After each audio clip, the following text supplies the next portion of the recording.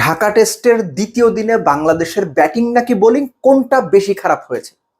এই প্রশ্নে আপনি চমকে উঠে বলতে পারেন, ভাই বাংলাদেশ তো 400 করেছে, আপনি কিভাবে খারাপ বলেন? আপনার কাছে ভালো ব্যাটিং মনে হতে পারে, আমার কাছে মনে হচ্ছে না। প্রথম দিনে বাংলাদেশ যে পজিটিভ ফ্রেম অফ মাইন্ড নিয়ে ব্যাট করেছে, দ্বিতীয় দিনে সেটা অনুপস্থিত ছিল।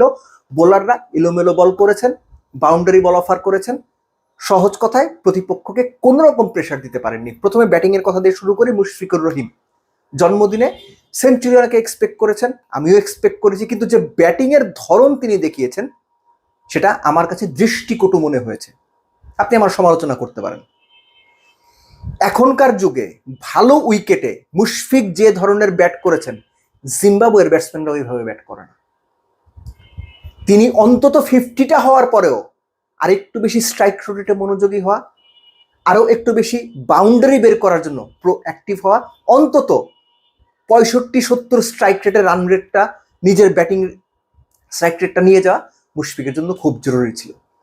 আমি জিম্বাবুয়ের কথা এই জন্য বললাম, এই ধরনের ব্যাটিং উইকেটে মুশফিক যে জায়গাতে ব্যাট করেন, Australia, England, south Africa, Bharat, নিউজিল্যান্ডের কোনো ব্যাটসম্যান এই উইকেটে এইভাবে ব্যাট করতো না। এত বেশি শেলের ভেতরে ঢুকে গিয়ে এখনকার যুগে ভালো ব্যাটিং উইকেটে কেউ ব্যাটিং করে না।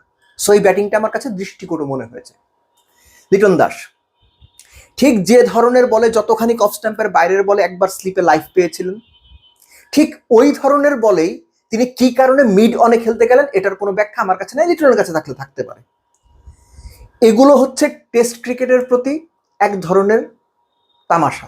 আপনাদের মনে থাকার কথা, পার্টিকুলার একটা ম্যাচে লিটন দাস প্রথম বলে শেষ বিকেলে ডাউন দ্য উইকেট এসে আকাশে মেরে ক্যাচ তুলে দিয়ে আউট হয়েছিলেন। সো এই যে দায়িত্বটা অবহেলা করা, কিংবা টেস্ট ক্রিকেটটা যেভাবে খেলা উচিত সেভাবে না খেলতে পারা, বা সেই খেলার প্রতি ওই ধরনের মনোযোগ না থাকা, অন্তত লিটনের কাছ থেকে এটা দেখতে ভালো লাগে না। তানজিদ তামিম এই কাজটা করতেন, তাইজুল এই কাজটা করতেন, ওকে, লিটন এটা কিভাবে করেন? 10-11 বছর ইন্টারন্যাশনাল ক্রিকেট খেলেও যদি এগুলো আপনাদের আয়ত্তে না আসে, সেটা আসলে বাংলাদেশ ক্রিকেটের দর্শকদের বা আমাদের জন্য দুঃখজনক। আপনারা যেটা করছেন একদম ঠিক করছেন, আপনারাই ঠিক, আমরা ভুল। মেহেদী হাসান মিরাজ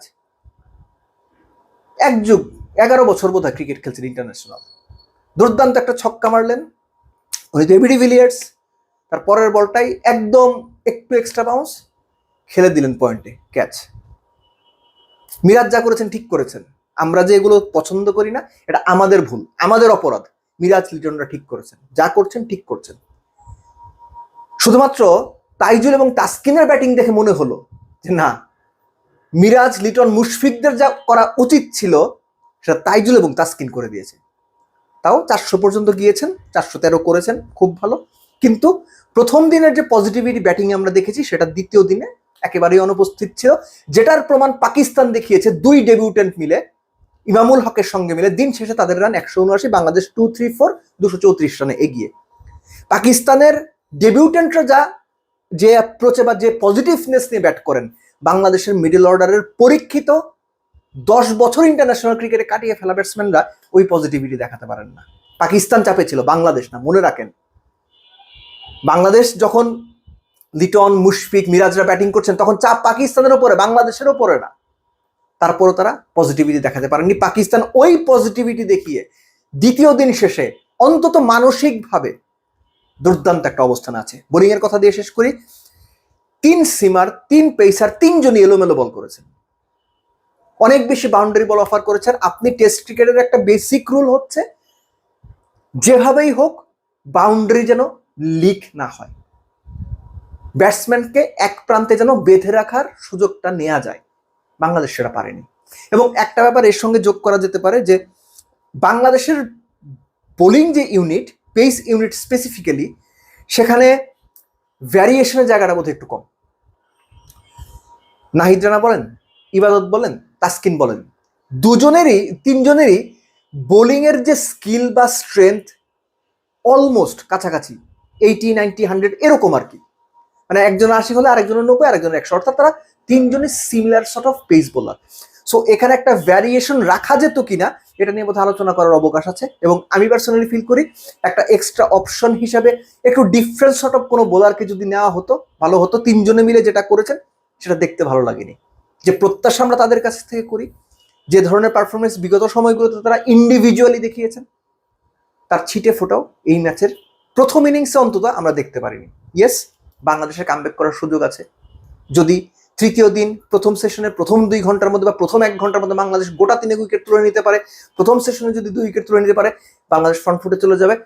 উল্টো হলে যে নেগেটিভ মাইন্ডসেট আপ নিয়ে মুশফিক ব্যাট করেছেন, যে দায়িত্বহীনতার পরিচয় মিরাজ এবং লিটনরা দিয়েছেন, যদি উল্টো হয়, পাকিস্তান যদি নির্বিঘ্নে প্রথম ঘন্টা প্রথম সেশন কাটিয়ে দিতে পারে, প্রথম সেশন শেষে যদি বাংলাদেশ পাকিস্তানের বোর্ডে 250 মতো রান হয়ে যায় ওই 1 বা 2 উইকেটে, বাংলাদেশ উল্টো চাপে পড়তে যাচ্ছে। আর সেজন্য বোলারদের পাশাপাশি ব্যাটসম্যানদের নেতিবাচক ব্যাটিং মানসিকতার এবং একই সঙ্গে নিজের উইকেটটাকে ভ্যালু না করার দায়টা অবশ্যই তাদের নিতে হবে।